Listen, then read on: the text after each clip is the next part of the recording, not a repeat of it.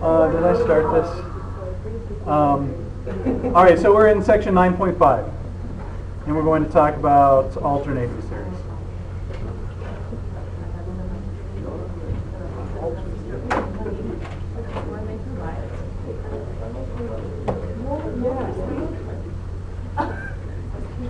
So far we've been talking about series with positive terms, and we want to learn how to deal with series that do not always have positive terms. So alternating series, what we're talking about, just so we're all on the same page, we're talking about series with positive and negative terms. We can have alternating series that can occur in two different ways. We have either the even terms are negative, odd terms negative, and we want to determine the convergence or divergence of these series that have alternating positive and negative terms.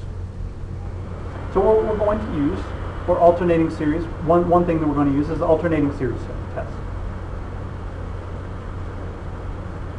So adding a new test to our toolbox.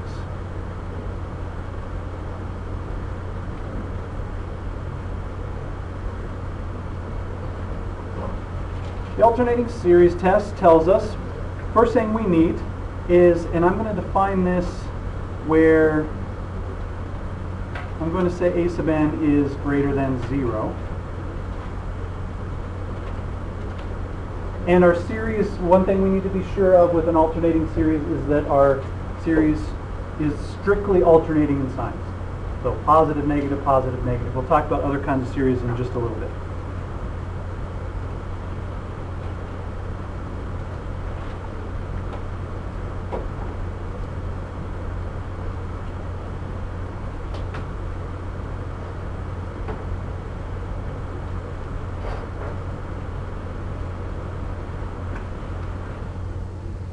So we're going to say that this series, sum of n equals 1 to infinity, and I'm going to say minus 1 to the n, a sub n. So when I'm saying a sub n is greater than 0, the sign changes are only coming from this negative 1 to the n. So we're just looking at this as the magnitude of the term.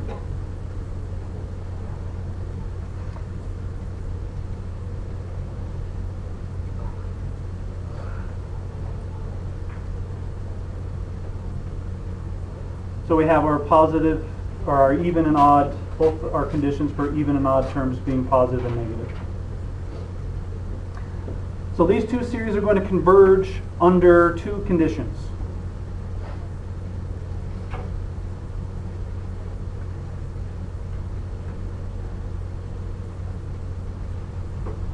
Our first term is the limit as n approaches infinity of a sub n equals 0.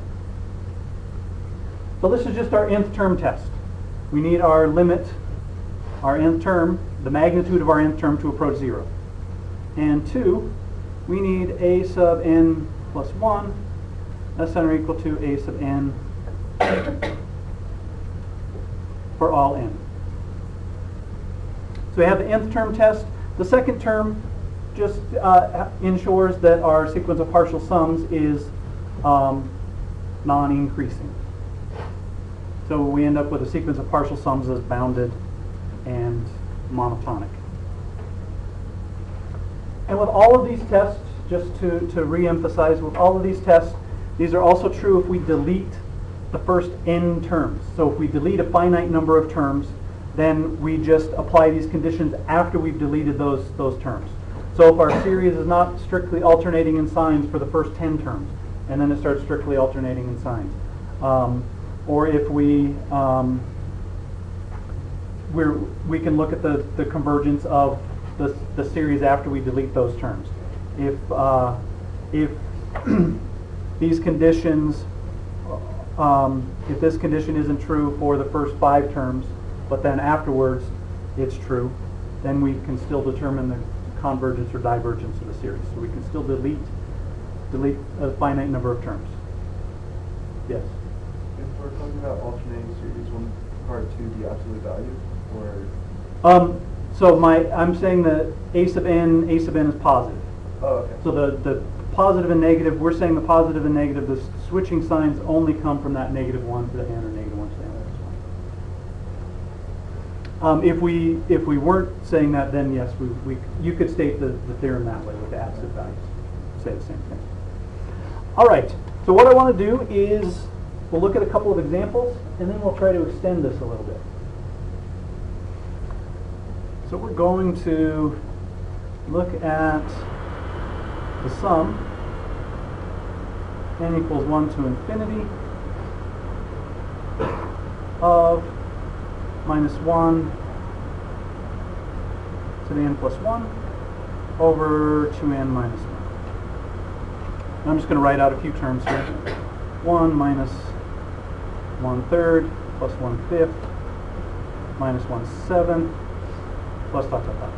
So that's what my series, some terms of the series look like. We want to determine if this converges or diverges. So we have an alternating series. We're going to use our alternating series test. And we're saying, what I'm saying is a sub n is just the part that we're ignoring, the part that makes the sign alternate, is 1 over 2n minus 1.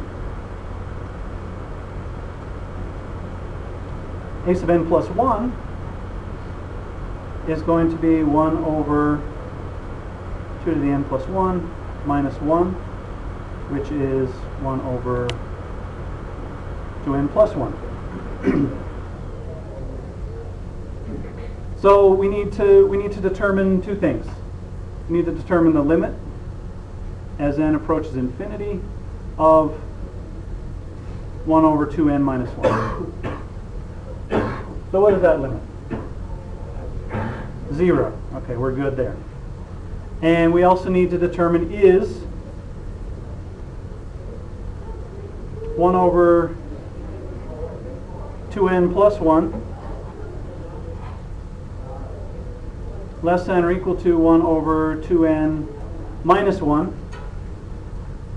for n greater than 1.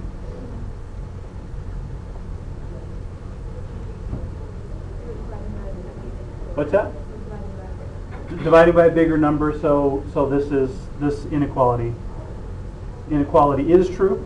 If it's not obvious, then we have a little more work to do. We need to demonstrate if this isn't obvious. Here it's fairly obvious that this inequality holds. But if it's not immediately obvious, then we need to do a little more work, and we'll do that in our next example. So this is true.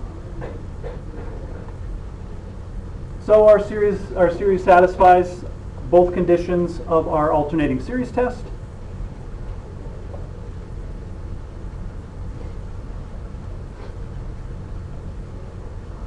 So our series converges by the alternating series test.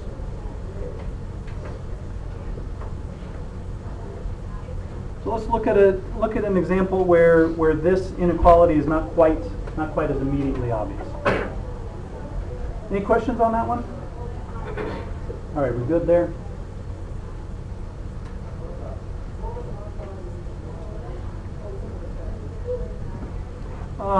We have the sum n equals 1 to infinity of minus 1 to the n of n over 2n minus 1.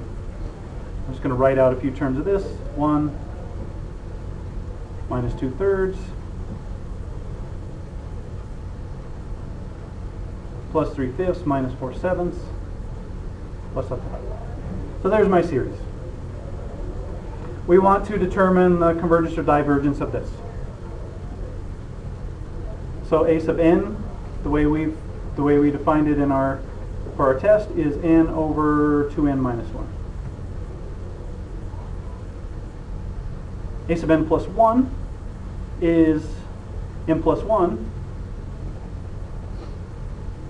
over 2 times n plus 1 minus 1, which is n plus 1 over 2n plus 1. So let's look at the second condition first, because I want to give you an example of what I'm looking for when we need to demonstrate, when we need to be clear that the inequality that we're looking for holds. We need to see, is a sub n plus 1 less than or equal to a sub n. So we're looking at, is n plus 1 over 2n plus 1 less than or equal to n over 2n minus 1. So it's a little different this time because we have an n and an n plus 1 in the numerator. So I would say this looks like this inequality should hold, but I would argue this is not immediately obvious that this inequality holds. So the kind of work that we would need to do, it's not difficult. We need to show if this inequality is true. We need n plus 1 over 2n plus 1 minus n over 2n minus 1 has to be less than or equal to 0. If this inequality is true, then when we take this difference, that difference is less than or equal to 0. So we need to show this is true.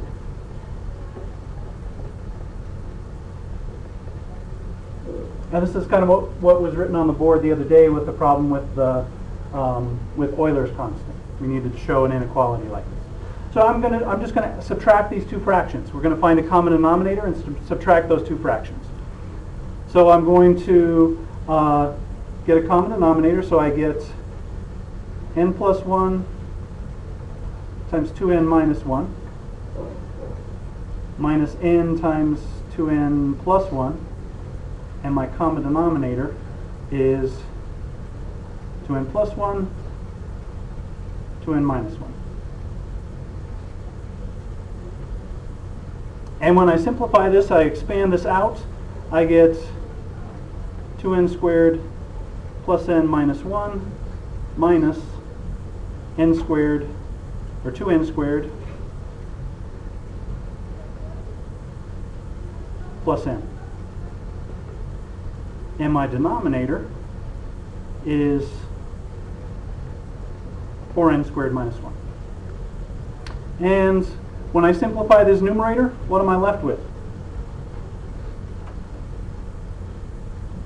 This subtracts with this subtracts with this, and all I'm left with is negative 1 over 4n squared minus 1. Is that less than or equal to 0? Yes. For all n. Greater than 1. So we've shown that this inequality is true. So this inequality is true. So we're good on that part. And now let's look at our limit.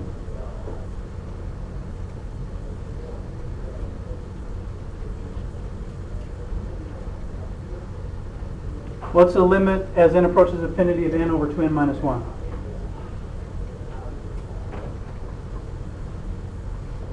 1/2. What does that tell us? Diverges.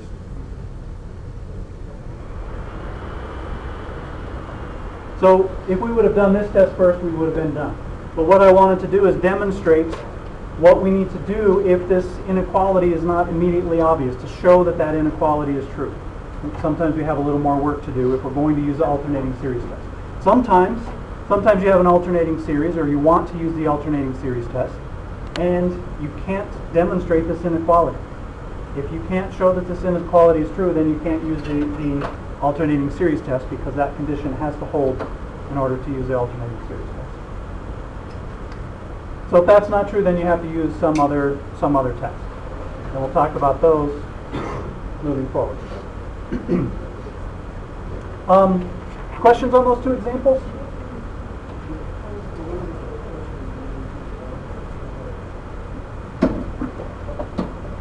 All right. Let's look at a couple more, and this is going to lead us to our next idea here. Our next idea is going to be we're going to talk about absolute and conditional convergence.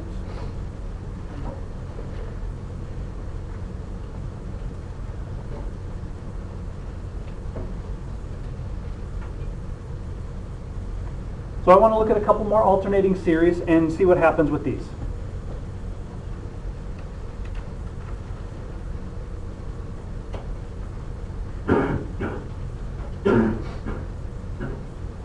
So we're going to look at this series.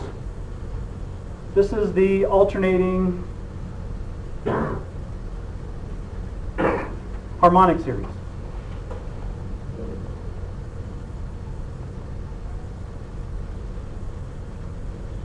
So we're going to use our alternating series test on the alternating harmonic series. So a sub n is 1 over n. A sub n plus 1 is 1 over n plus 1. And we're going to say is 1 over n plus 1 less than or equal to 1 over n for all n?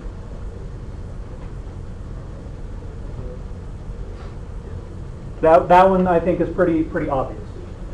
We could go through the process we did last time, but I think this inequality is pretty obvious.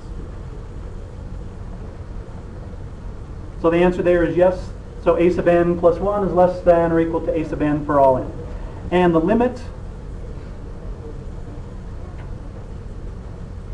as n approaches infinity of 1 over n is what? 0. So what does that tell us about the alternating harmonic series? Converges. Should there be an n as the exponent for the negative 1? Yes. Thank Oh. you.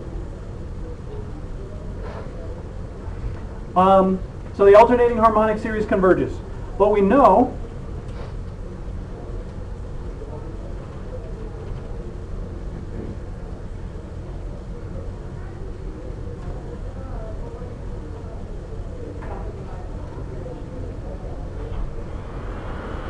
that this series, the absolute value of this series, is the harmonic series. We know that diverges.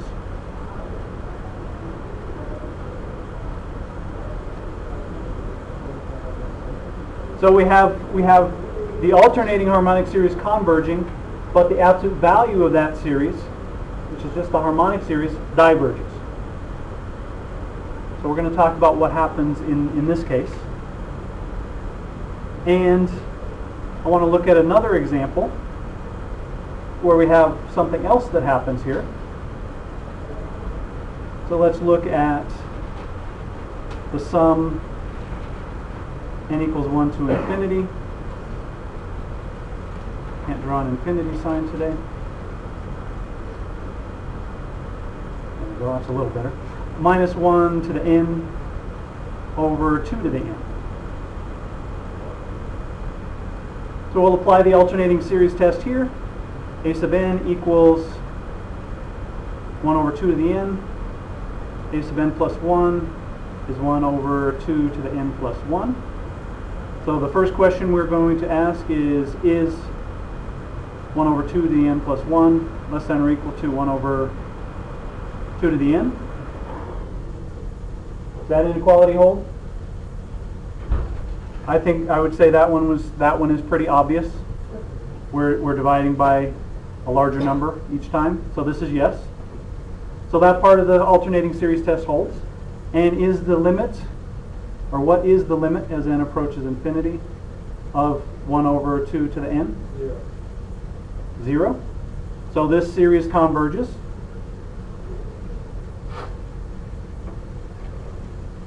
And we'll look at the absolute value series.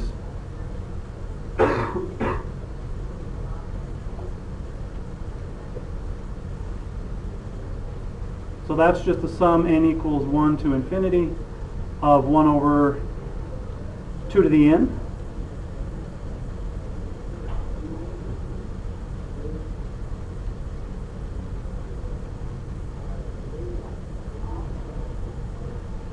Does this series converge?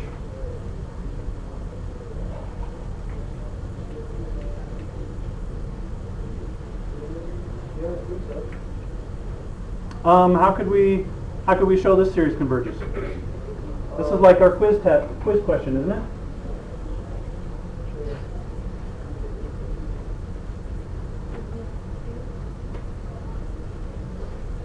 What kind of series is this? Geometric.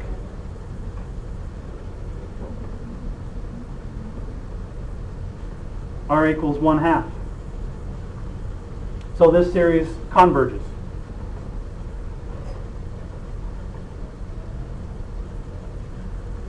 So both series converge. The alternating series converge and the absolute value series converge. We're going to call this second type of series absolutely convergent. And the first type of series, where one converges but the other doesn't, is called conditionally convergent.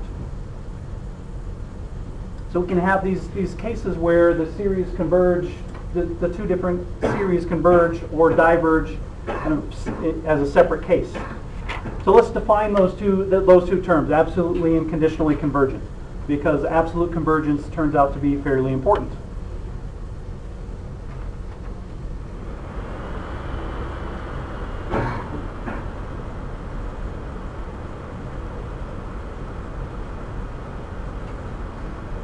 We have absolute convergence.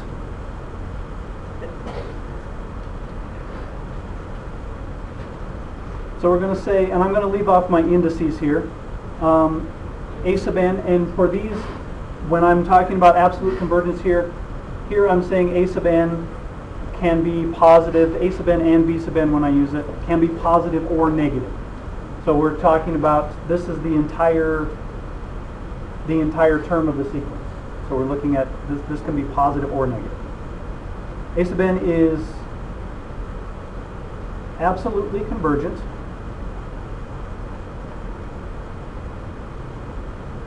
if the sum of the absolute value series converges.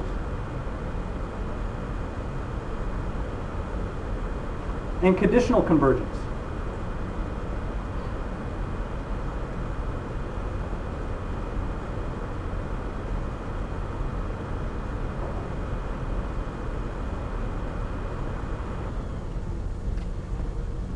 Summation of a sub n is conditionally convergent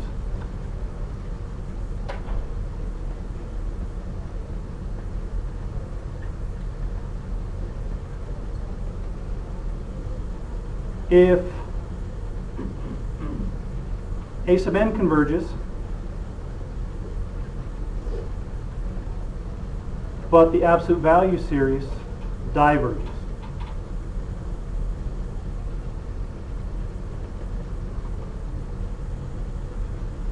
So we call the alternating harmonic series conditionally convergent. Conditionally convergent series do some strange kinds of things.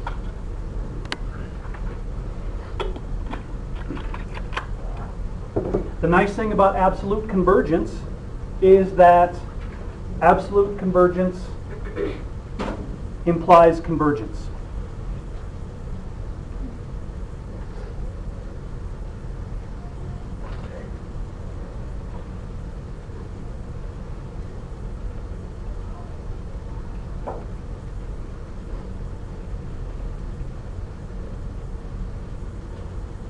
So if we can show that a series is absolutely convergent,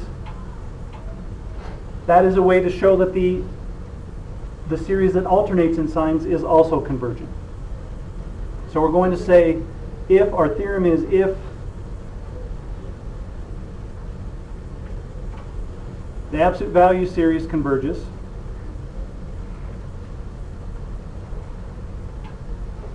then our alternating series converges.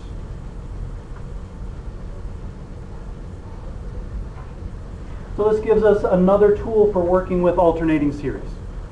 If our absolute value series converges, then the alternating series converges.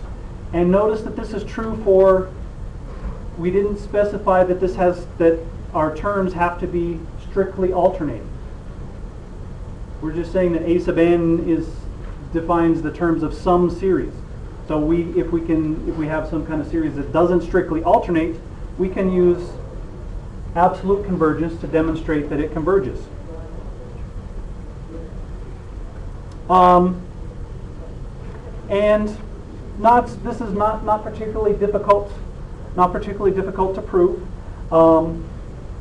But I'm not going to go through the proof of this theorem. It's not particularly difficult. But the idea is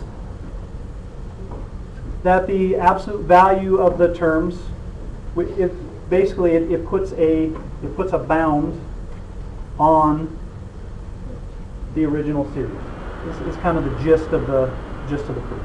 But the idea is, if we can show that an absolute value series converges, then our original series also converges. And it's also important to note that we cannot conclude the converse. If the alternating series converges, does not imply that the absolute value series converges. And our counterexample is the harmonic series. The alternating harmonic series converges, but the absolute value of the alternating harmonic series does not converge. We can't go the opposite direction. So questions about what this is telling us? So if we can show that a series is absolutely convergent, it tells us that the original series is convergent. So let's look at an example where that would be helpful.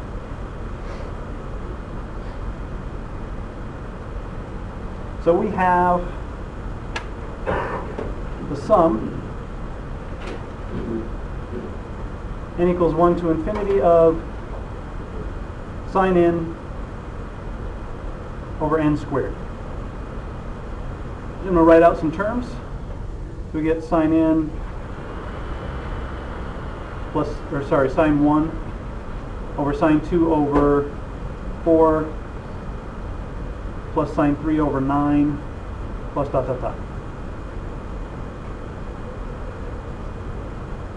So we're going to have positive and negative terms here because the sine function alternates in signs, or it changes signs. Let me put it that way. Is it going to strictly alternate? Not going to strictly alternate, because depending on where we are on the unit circle tells us where we're positive or negative. It's not just successive values of our variable. So this doesn't strictly alternate. It's alternating.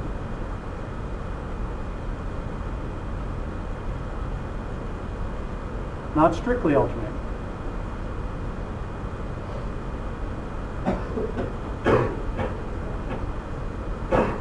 So this is an example where I could use conditional convergence. Or I'm sorry, absolute convergence. So let's look at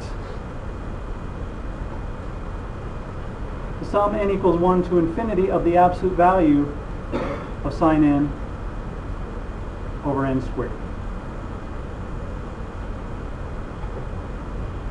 I want to show that this series is convergent. So let's look at sine n over n squared.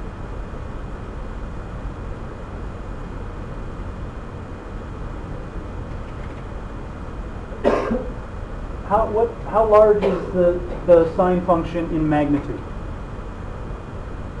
What's the maximum value of sine of a number? 1.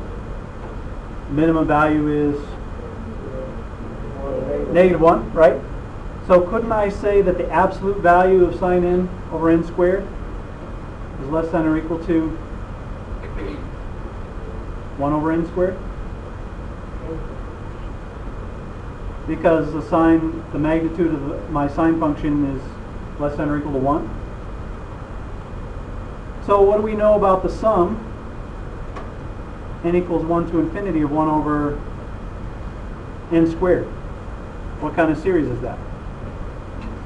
It's a p series.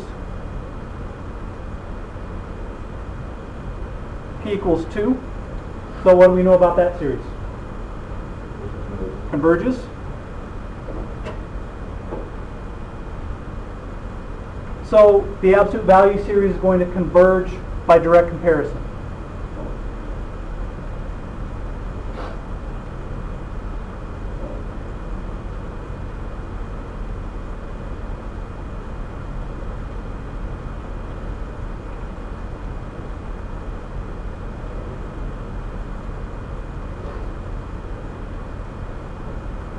Since this series converges, that tells me the original series converges. So our original series converges.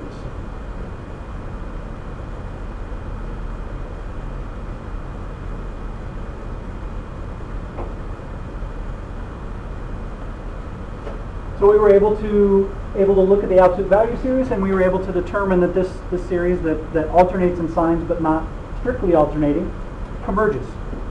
We looked at the absolute value, made a direct comparison with a convergent P series.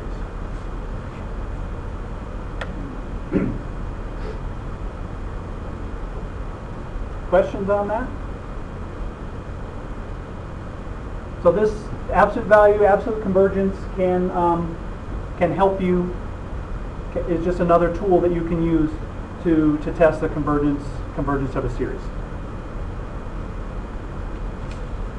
I'm not going to do a lot with it. I want to mention the absolute or the alternating series remainder. So I think there might be a couple of questions. About it in the homework. But if we want to estimate the sum of an absolute value series, the sum of a series by a certain number of terms of an alternating series,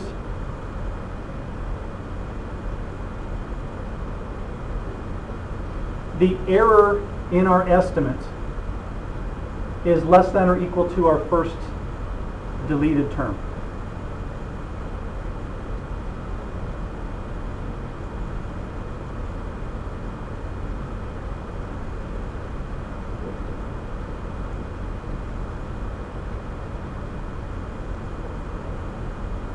And it's the absolute value of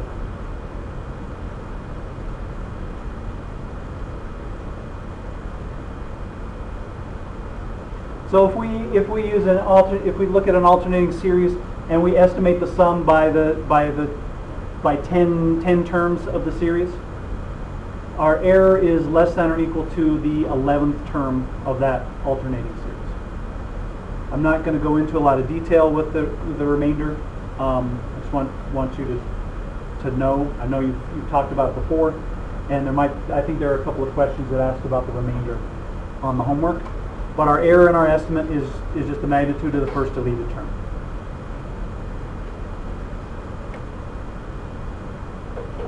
All right, so let's recap.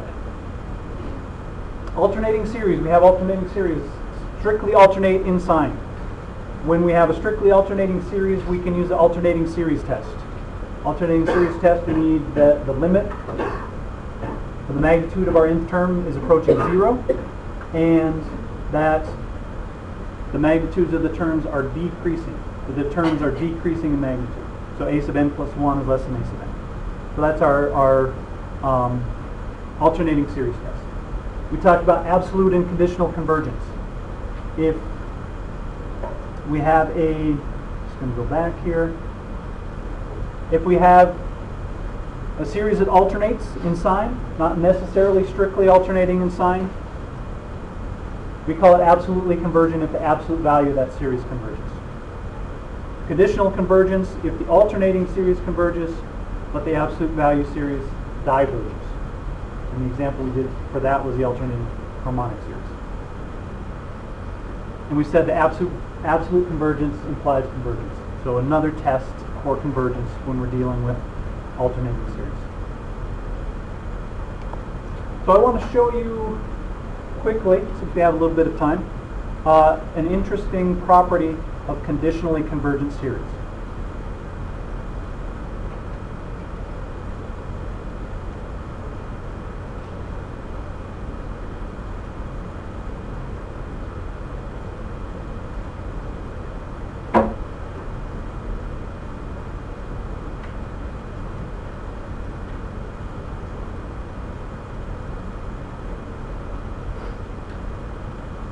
Conditionally convergent series, when we're dealing with alternating series, we can't necessarily rearrange the terms to figure out a sum. With a conditionally convergent series, we can rearrange the terms. It turns out we can rearrange the terms to come up to any sum that we want. And this was proved by George Riemann. So I want to show you an example. This is not something I'm going to test you over. This is just an interesting fact. Later, we are going to talk about this sum, n equals 1 to infinity of minus 1 to the n plus 1, 1 over n. So alternating harmonic series. We know this alternating harmonic series is conditionally convergent. So I'm going to write out a few terms, and I'm going to write them this way.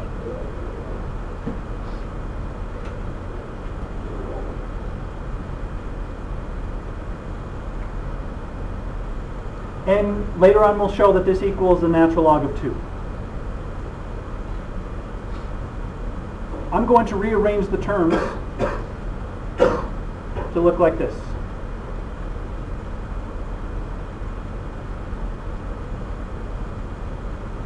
One minus 1/2 minus 1/4 plus 1/3 minus 1/6. So I'm just rearranging my terms. Minus 1/8 plus 1/5 minus 1/10 minus 1/12 plus 1/7 minus 1/14 dot dot dot. And I'm going to group them.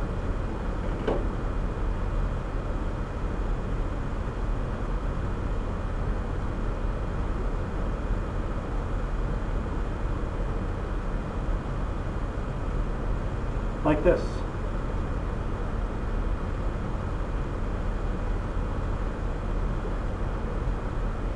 And then I'm going to say this is 1/2 minus 1/4 plus 1/6 minus 1/8 plus 1/10 minus 1/12 plus 1/14 plus dot dot dot. I'm going to factor out a 1/2.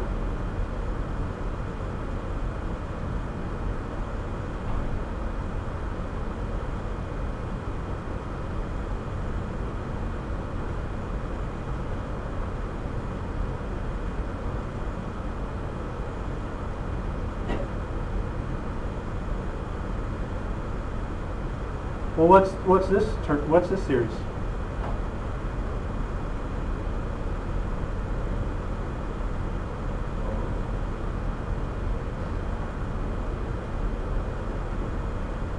So I rearranged the terms of the series and I got half the original result. We can prove that a conditionally convergent series can be rearranged to produce any sum.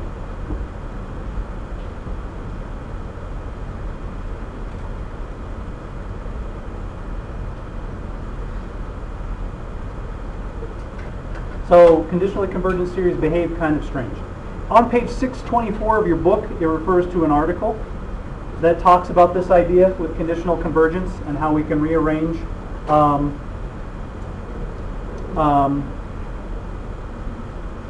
rearrange the terms to produce any sum.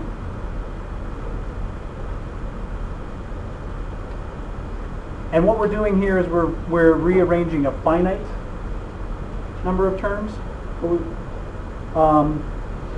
we can't rearrange an infinite sum. So we can rearrange a finite number of terms to produce any sum.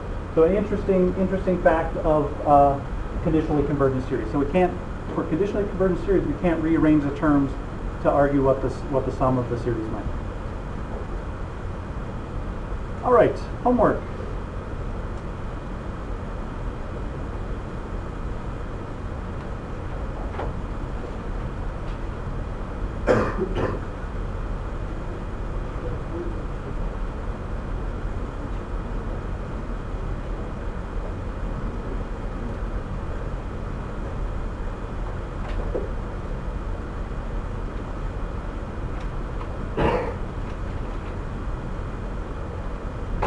All right, there you go.